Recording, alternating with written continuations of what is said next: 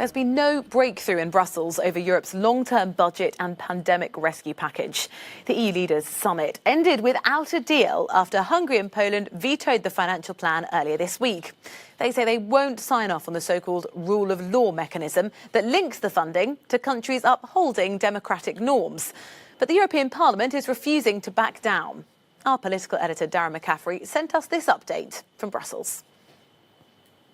Another EU summit, another EU crisis, as leaders gathered remotely to discuss the desperately needed coronavirus recovery fund and budget. But all is on hold as Hungary and Poland have effectively vetoed the process, claiming a mechanism linking future transfers of money to the issue of the rule of law was part of an unfair ideological battle being waged by Brussels. There was a deal stuck at the European Council meeting in July between heads of state and government. That was a good deal, a deal that was about Europe, about helping the European economy and European people in need, in trouble, in the middle of this pandemic. And that's the way forward. It stated clearly that the financial interests of the European Union must be saved and safeguarded, and there's no debate about that whatsoever. But when we talk about the rule of law, which is not clearly defined, and it's an ideological sort of subjective matter that one side of the arena has been misusing, then that must not be linked to any functioning of the EU. But opposition politicians in Hungary are keen to point out that this view is not shared by everyone. It's very important to state that over 70% of Hungarians support the rule of law conditionality. Hungarian businesses, Hungarian municipalities need the money from the recovery fund from the next year's multi-annual budget. And the opposition trying to send a message to the world that Mr. Orban does not equal Hungary, that there is indeed a significant demand for the conditionality mechanism, and also that we don't want to block the MFF as Hungarians. Some view this as a pivotal moment for the European Union, when leaders must stand firm against Hungary and Poland. If you want to be a member of the European Union, you need to respect the rule of law. That means you need to have a judiciary which is independent. You need to have a media which is absolutely free to say what they want within the constitutional limitations. Those violations have been occurring for too long. They've been systemic, they've been persistent, they've been recognized by all kinds of organizations around the world. Is not possible, is no longer acceptable to be a member of the European Union like Poland and Hungary, to receive European funds and not to respect the rule of law. There was little expectation that this summit would manage to finalise a deal, and indeed this mechanism would not ultimately solve the rule of law issue. But with time not on their side and Europe's economies facing deeper recessions, EU leaders will be hoping a compromise can be found, and soon. Darren McCaffrey, Euronews, Brussels. Well, let's go to Brussels to find out more and speak to our correspondent, Shona Murray. Shona, very good morning to you. You know, Darren's just laid out there sort of the urgency to find a compromise. Time is going to start running out when countries need that money. What happens next?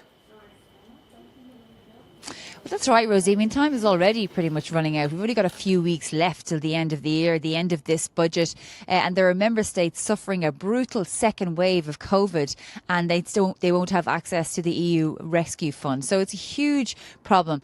But the plan after last night's meeting is really just to try to consider talking more to Hungary and Poland and try to get them to agree finally to this rule of law mechanism and then press ahead with the budget and the rescue fund. But it's really difficult to see how that can happen. Now, we know last night Angela Merkel spoke. She said that she wanted a strong rule of law mechanism, but she understood both sides' positions. And the only of the two people that spoke on this issue was the Prime Minister of Poland, Prime Minister of Hungary, Viktor Orban, who repeated their position, which was that the EU is essentially trying to bully these member states, trying to interfere in their own cultural situation, their cultural ideology, which is very pro-Christian, they say, and, anti-immigrant, and that's their own business. business. So really the standoff hasn't eased whatsoever. And I think, we heard there from Darren's package, and we've heard, from member states, MEPs over the past few weeks and past few months. And they all say, look, there's a reason why these two countries don't want to adhere to the rule of law. And it's not about interference. It's really about because they consistently breach EU rule of law and devalue EU principles. But take a listen to President of the European Council, Charles Michel, who said last night they'll continue to talk. We will continue to work. The European Union's magic is its ability to find solutions, even when one believes it's impossible.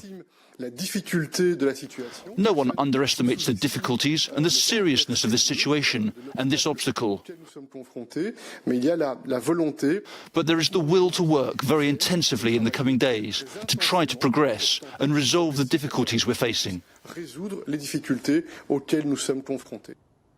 President of the European Council, Charles Michel, there making the point that the EU will continue to work on this and continue to talk, even though the situation looks impossible now, and which it does. So it really is which side will blink, because many member states are desperate for that money. But I suppose the other issue is that Polish citizens and Hungarian citizens are also really in need of money from the COVID recovery fund, but also the budget.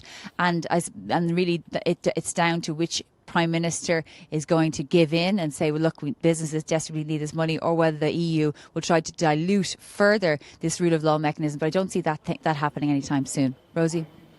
Shona, thank you very much. Our correspondent there in Brussels. Well, joining us now is Alexander Stubb, the former Prime Minister of Finland and current Director of the School of Transnational Governance at the European University Institute. Joining us now from Florence. Thank you very much for speaking to us. Look, how much of this is a constitutional crisis for Brussels? I don't think it's a constitutional crisis. I think we have a tendency to over-dramatize the present as much as we actually over-rationalize the past. I think we're in a typical negotiating situation where there's a bit of back and forth. And then at the end of the day, what you try to do is to find a solution. I actually think that Poland and Hungary don't have many avenues out of this, and the rest of the leaders know it. And there's a bit of a feeling, to use the Italian term, basta. This is enough. They need the money. They're going to have to adopt the rule of law mechanism, but they want to come out of it saying to their own public, look, we won in the negotiations. So how do you see this playing out? What kind of compromise do you think all parties would be able to agree to? If you look at the current wording, I don't think there's going to be much compromise there. I mean, usually what happens in these situations is that there's some sort of a declaration about, sovereignty and culture and things like that. But I think the mechanism is going to stand. And the interesting thing is that quite often in MFF, or financial budgetary negotiations, there's very much a sort of an opposition between the European Parliament and then the Council. Now I think 25 leaders can very well use the leverage that the European Parliament gives in this negotiating position. The trialogue that took place between the European Parliament, the Commission and the Council was a very tough one, and that simply is not going to change. Now, you asked earlier whether this is a constitutional crisis. I'd more put it as, to a certain extent, it's an identity thing, and I do think it's one of the most important decisions that the European Union is going to take in a while. Principled, value-based decisions, because, if we don't stick to the rule of law, we basically have nothing. So what do you think Hungary and Poland are trying to achieve? Are they just playing to a domestic audience, but eventually they will agree to the terms? Yeah, definitely. I mean, this is what happens. Remember, I've sat around European negotiating tables pretty much since 1995 when we joined, negotiating the Amsterdam Treaty, Nice Treaty, Constitutional Convention and Lisbon. And there's always what we call this two-level game. So on one hand, you have to negotiate in Brussels or virtual, as the case might be at the moment. And then on the other hand, you have to sell the negotiating result at home. That's why you see a lot of leaders coming into a European Council, through the presser and the doorstep saying, I am here to defend our national interests. And then when they come out, look what I got from these negotiations. And that's, I guess, one of the problems with the European Council. So you get 27 different messages. But at the end of the day, on this one as well, we are going to get a deal. That deal is going to be good. The 750 billion euro rescue package, recovery package is going to be there. And the rule of law principle is going to be there, whether Orban likes it or not. It's a very positive outlook for you on how this might progress. How's it playing very out? Realistic. I've been there so many times Realistic before. is This is good. simply going to happen. I mean, you know, I Do you think the rest people of the are world getting sick and sees it tired like of what that? Orban is doing. Sorry? Maybe. Do you think the rest of the world sees it like that? Because I know that Hillary Clinton was at the European University Institute yesterday. Outside of Europe's borders, you know, how are people seeing this sort of showdown play out? Yeah, I mean, we opened our academic year here yesterday with Hillary, and we had a wonderful conversation. We did touch upon the future of democracy, and you know, two observations on that. She talked a lot about the American transition and the rest of the world looking at what's happening. And of course, previously transitions have been much easier. And in many ways, you have to accept the democratic result. That's the basis of the rule of law. And the second answer is, hey, the same applies for Europe as well. You know, you have rules and regulations. Jean Monnet, back in the good old days, used to say that nothing is possible without humans, nothing is lasting without institutions.